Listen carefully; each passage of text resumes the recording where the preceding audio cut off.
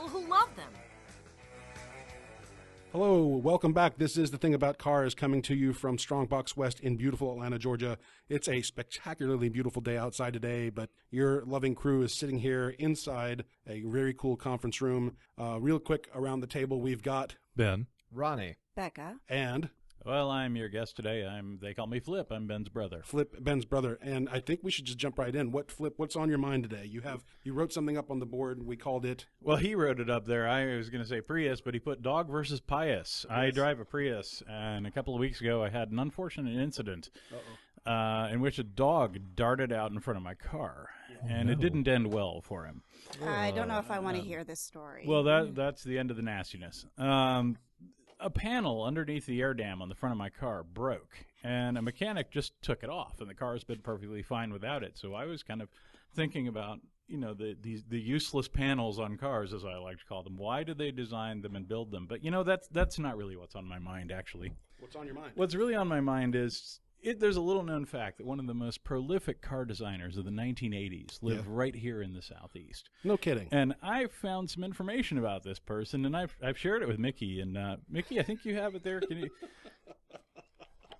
Let's give that to my brother. These are some car drawings that he did back in the mid-'80s, 1984 to 1986, and we have copies to pass around, so everyone can. And I understand. We're going to put these on the website? Yeah, we will get scans up on the website. I was going to say these things are works of art. The real embarrassing thing here is that this is not a visual format. So right, but we're going to take care of that. And to our listeners, what we're looking at here is you have those moments when you're a kid, maybe a young teenager, and you're either writing in your diary or just doodling in a notebook or something like that. Well, our beloved Ben has quite a collection of really, really spectacular designs. Yes, I encourage you to go to the website. Some of these are phenomenal. Yeah. The detail, the thought that went into a lot of them. Some of them are absolutely hilarious, and a lot of them are brilliant. They're really brilliant. Spacing on this one. A couple of them scream 80s, right? It's just amazingly cool. My artistic eye was a bit cartoonish at the time. Some of the proportions are a bit weird. Well, you want to walk us through a couple of these? He's not even looking at him here. I think he's trying to block him out of memory. I feel like you memorized all of these before. Too far, though. No, it's not really cartoonish or anything to apologize for. They're really good drawings. Well, thanks. Yeah, they are very 80s based. Oh, they are. Yeah, this was the 80s when I was doing this. Did you even have any idea job. that these still exist? I was vaguely aware that they did in a box at our mom's house or something. Right. I was cleaning out our mom's house to sell it, and I found them. And oh my, these are amazing, Ben. My wife here, Becky is with us too. My wife, she was the one who actually said we need to get these to Mickey and put them on the show. Very cool that you did that. Why is everyone that comes on the show a Becky or a Becca? My wife is Becky as well. Yeah, I've been wondering that for quite some time. We're just actually. lucky. We're the Heathers. We're the new Heathers. If you ever saw that movie? Yes. I think my favorite out of the whole book is one called The Rad Ninja. It was either towards the front or towards the back, but it was so 1980s, you just couldn't help but like it. Well, there's one in here that needs to be the futuristic self-driving car, the Lamborghini. Bravissimo. I have a soft spot in my heart for a couple of these immediately, right? Well, it's just I remember this one. The Rad Samurai. Yes, this was something I did. I don't know if anybody remembers it, but back in the 80s, there was a magazine published by the Peterson Publishing Group, same Peterson who founded the great car museum in Los Angeles. Peterson Publishing had a magazine called Cartoons. It was basically a hot rod comic book.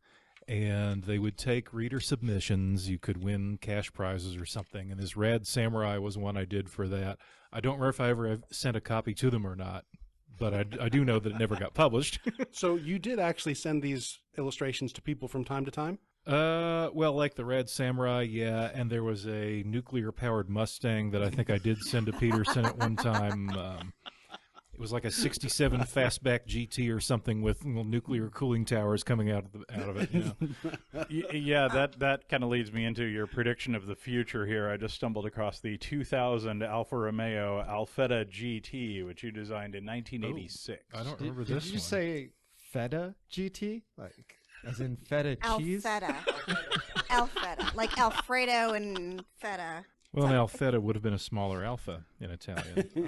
I have to pick on the 1985 Plymouth Reliant. Not a car I would have picked to draw. Yeah, that was a weird exercise because my dad at the time had a job working for the state of Georgia. He had to use state motor pool cars to go around and make court appearances. And I thought to myself, why not take, because those state motor pool cars are very boring. They're generally four-door cars painted white. Well, I thought, K cars, yeah. why not take a white K car, put the little 2.2 turbo that they had, and stick that in there, and a couple of little performance mods, be a total sleeper. Yeah. True. Well, Ben, pick one of these and walk us through it if you don't mind. Oh, goodness. Anyone. It could be one at random if you want. Let's see. And seriously, folks, these drawings are amazing. Like, Yeah, I can't wait to put them up online. We may have to actually feature these one at a time. Yeah, Like, well, I feel like we could do a month-long segment on Ben's drawings alone. This is so phenomenal. 3-month long. Yeah. well, my, Year long. my book of the originals here just flopped open on a page that has the Nissan. Nissan Minima. And of Yeah, course, I remember the Minima. I liked that. I the, thought the- that was the only brilliant. idea there was they make a Maxima, why not have a Minima? So Is I this the GTU special? so I drew up this totally kind of IMSA racer, styled little itty bitty micro hatchback. Okay, I need to build this one, the brush bug. Yes. Oh yeah, that was I fun. love that big I old. feel like someone jacked actually up. made that. Like, Yeah, I wouldn't be surprised. Well, it's somewhere I've in seen between those. the Super Beetle and a buggy, maybe. Yeah, it was my take on kind of off-road modified Beetles that were big back in those days. Dual carb. What you Yeah. got on this thing? I'm trying to skim through, see what you. So got wait, for we're specs. talking about one, right? We're talking about the Nissan Minima. Take us back to that, Ben. It was just kind of a play on the name, really. The Nissan made and still makes a car called the Maxima. Yes. So I thought, why not have a Minima? Right. And that's all it really was. And of course, instead of drawing it as the stock little hatchback, I drew it as a total raced out, performance special. I think that's perfect. I think even in today's vocabulary, this fits right in with tuner culture, right? You get the small Econobox and you soup it up. it's pretty much a Yaris. Yeah. Yeah, pretty a Yaris much. crossed with a Geo Metro is what I'm looking at right now, and a completely boxy 80s interior dashboard and console, which I love Right. for many reasons. Well, maybe that's what Sentra means. I don't know. I don't know. So what do you think, Ben? Should we examine one of these on a weekly basis? Whatever you want. Until the thing grows. Are you still drawing cars? I'm not. Why not? Yeah. This Yeah, is so really. good. Like, Stereo. Well, thanks. It was just sort of a thing at the time. It was what I did when I was bored in my classes in high school. I would sit That there. was what our mom said. You were doing this when you should have been doing homework. So Well, there was, huh? I said I agreed. You should have been doing schoolwork. Yeah, well, there was a moment when I was sitting in my U.S. history class drawing a car, and the teacher was a very, kind of cool guy. He liked being in touch with the students, and so one day he said, all right, we're going to have a little rap session. What's on anybody's mind? How can I help you understand history better? And one kid piped up and asked why he got on all their cases about everything and just kind of ignored me while I sat there and drew cars. And he said, well, because he's making A's. Next question. good answer. Yeah. And I was doing very well in the class. I may have been drawing the car, but I was listening to the history. Sure. This is way too fun, Ben. Okay. I can't get over like this detail. Like for the listeners, just so maybe it'll translate online, but to like really give you a concept of what these drawings are like. On one page, it's a profile view, a front view, a rear view, and then a broken down interior view of the vehicle. And then if you flip the paper, you can see skeleton drawings of what would be on the inside. And since it's like paper with dark ink, it all transposes and lays over. Like, this is brilliant. Oh, I'm looking at which one you've got there. I did do a fairly stock Minima. Okay, that clears things up for me. Yeah, see, it's got all the 85 Maxima styling cues hammered down. This is totally why I felt like a retard when I drew when I was in middle school and high school. Like, this is Ben, you're the kid that made me feel like a doofus. Like, Oh, well. Glad to be of service, I guess. my drawings were so bad. Like, this is great. Yeah, this I could never in any of my great doodling days. I could never have produced anything of such precision. I'm glad you guys dig it. Yeah. The thing that amazes me most about these is that they were drawn 1984, 1986, Yeah. somewhere in there. Pretty much. These pictures are as old as I am. And that's all Becky's going to say on the matter. Yeah. Son of Pininfarina. Oh my gosh. Yeah, the humor in some of these Yeah, I I was just gonna bring love. that All right, so we're gonna have to call this Ben's diary. No, what are we gonna have to call this then? Oh, I don't know. It's I think that was Scrawlings. Design Tech. Yeah, Design Tech. There we go. Oh, yeah, that was the cheesy name I thought up for the notebook I kept him in. Yeah, but I cheese like is milk's great leap toward immortality. So. Okay, I love the cheesy name. From now on, we're gonna have a Design Tech segment until we run out Or- of content.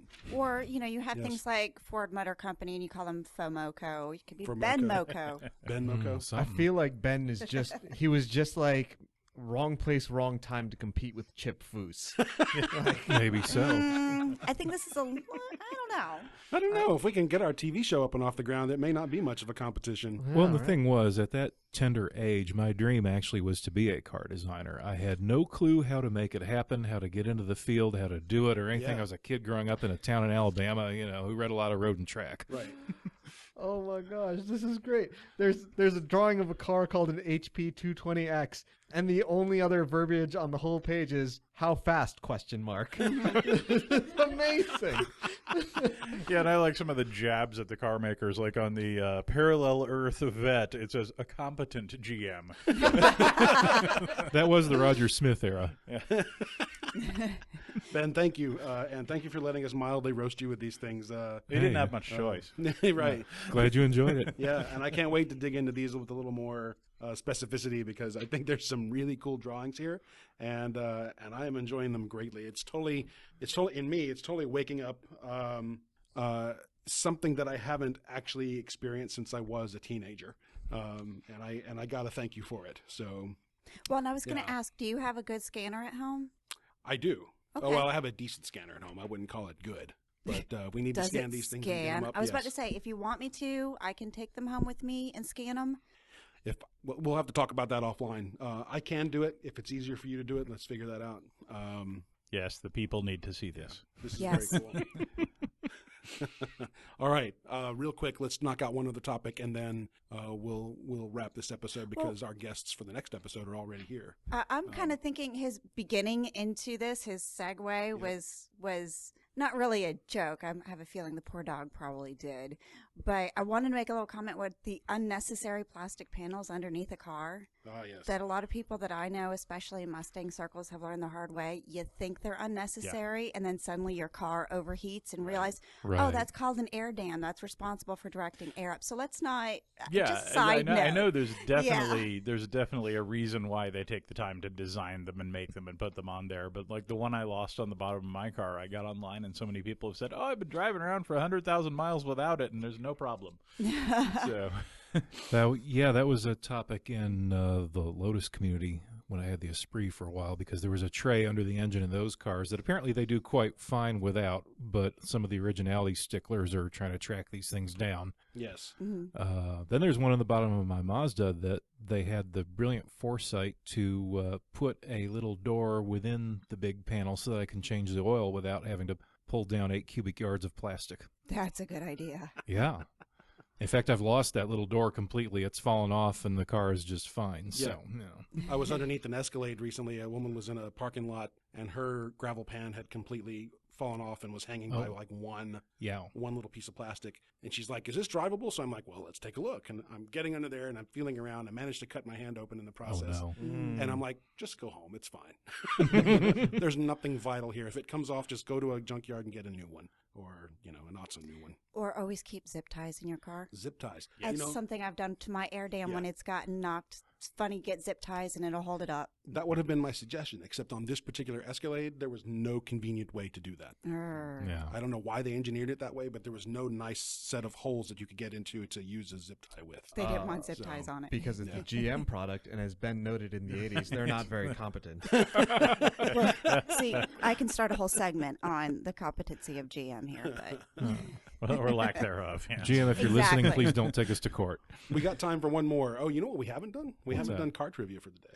oh, that's right. Should we just do that? Yeah, why not? Let's get do one that. in. All right. So in this segment of Jalopy Joust, that's one of Is the. that what we're doing? Well, that's one of the names that came up, and so I think the names that keep floating up as my favorites, and we probably should decide which one is. I kind of like Grand Trivia Auto, and I kind of like Jalopy Joust. It's just got a certain kind of It's got a nice ring to it. jocular ring to it. Yeah. Jocular. I thought you liked carnal knowledge. Carnal knowledge. I like that too, but you have to work too hard to make that work. in writing. Just emphasize the word car. Carnal knowledge. No, we're going to go Jalopy Joust, I think, unless a listener has a better suggestion. So our trivia question for the day, Jalopy Joust question for the day is, what was the first car to come equipped with anti-lock brakes? Was it the Lincoln Continental Mark III? Was it the Shelby Cobra? Was it a BMW 1600? Or was it a Jensen FF? Say the question one more time. What was the first car to come equipped with anti-lock brakes? Is he cheating over there? No. I'm pulling foul with the phone over here. I can't see Ronnie through the jungle that's in the middle of the table at the moment. Coming through the leaves. It's my It's email. some nice foliage they've added to the table Because our today. guest Flip has dropped a bunch of daffodil plants in the middle of at the table, and I can actually not see all the way through the Yeah, table. he forgot to take him home when he was visiting our mom the last time, so she see. said take him the plant. Right. Okay, so think those are there was a irises. Lincoln, there was a Shelby, Lincoln there was a Continental Mark III, BMW. BMW 1600, and a And Jensen FF. No cheating. I'm definitely gonna say not the Shelby. Yeah, that's the first to knock off, I would think. Ben has got a deep. I'm inclined to look. think maybe the BMW. Okay, Ben's going BMW. But Jensen is such an odd ad. I'm somewhere with the Yeah, they were pretty BMW, odd. but it's an odd one to stick at the end. The Becca's Jensen would be playing- my other pick. Becca's playing the test-taking route and going with the unusual Yes, I'm answer. eliminating. Yeah. Yes. Yes. Flip, you got a guess here? No, I'm not a car guy. You're not a- No, Wait. I'm really Just here not. for fun. I'm You're the just here to guy poke who- fun at my brother. Yeah, Right. You so- show up with. Right. Next time you come, I hope that a dog wasn't involved. Yes, me too. Yes. I feel bad for exploiting a dead dog to poke fun at my brother. So. All right. So the answer to that question is I'm gonna guess Lincoln. you're going to listen. Ronnie's going to guess Lincoln. Okay. I'm gonna guess Lincoln. So the first car to come equipped with anti-lock brakes was in fact the Jensen FF. Ah, no. See, my process elimination was getting me there. Yes, and the write-up on that I have here, a little bit of research, is that the Jensen FF was the first car to include anti-lock brakes, the Jensen FF came equipped with the Dunlop Maxaret anti-lock braking system, Yeah. originally developed for use on an aircraft. So although crude by today's standards and totally unreliable back then, the FF's anti-skid system was a huge technological breakthrough at the time. 3 years later, in 1969, the Lincoln Continental Mark III improved on that idea, placing sensors on the rear wheels that modulated pressure on the rear brakes when they began to lock up. So that was the first attempt back in 1966. As I recall, the Maxaret was just a rear wheel system too. I Yeah. read something about it, and this is why I'd gone with the BMW as my guess, because I, for some stupid reason, was recalling it as a Bosch product. Sure. I think you're thinking about the Mercedes Bosch ABS system. Probably, yeah. Yes. Yeah. Anyway, that's all we've got time for today. Thank you, as always, for joining us out there. We very much appreciate our listeners and all the comments and suggestions you give us. If you've got an item for trivia, please send it to us. Otherwise, all questions and feedback can be given to us on our Facebook page. Find us at The Thing About Cars or via our website, thingaboutcars.com. We will look forward to seeing you with our next episode. In the meantime, be safe out there. See you soon.